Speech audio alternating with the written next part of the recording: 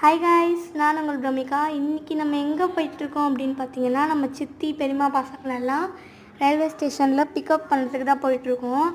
அங்கே வந்து நாங்கள் 3 o'clock போனால் போதும் அப்படின்னு நினச்சிட்டு இருந்தோம். ஏன்னா 3:30 தான் வந்து ட்ரெயின். ஆனால் நம்ம 2:05 போய்கிட்டு இருக்கோம். ஏன்னு எனக்கும் தெரில. இப்படி இருட்டாக இருக்குது, கொஞ்சம் மன்னிச்சிக்கோங்க. லைட் வந்து இருந்தும் வெளிச்சம் வரல. ஓகே, இப்போ நான் வந்து உங்களை ரயில்வே ஸ்டேஷன் போயிட்டு அதுக்கப்புறம் உங்களை நான் பார்க்குறேன். நம்ம இப்போ அரியலூர் ரயில்வே ஸ்டேஷனில் தான் இருக்கோம். இன்னும் அவங்கள போய் பார்க்குறது மட்டும்தான் பாக்கி. அவங்கள மீட் பண்ணணும்.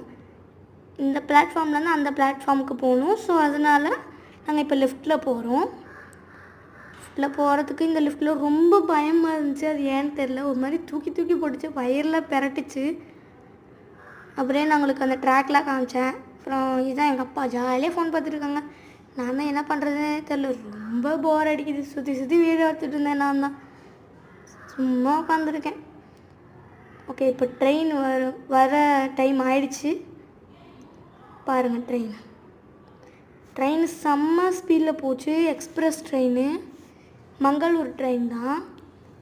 இவங்க 2 பேரும் தான் என் தம்பி. பின்னாடி நிற்கிறது என் சித்தி, இது எங்கள் அம்மா.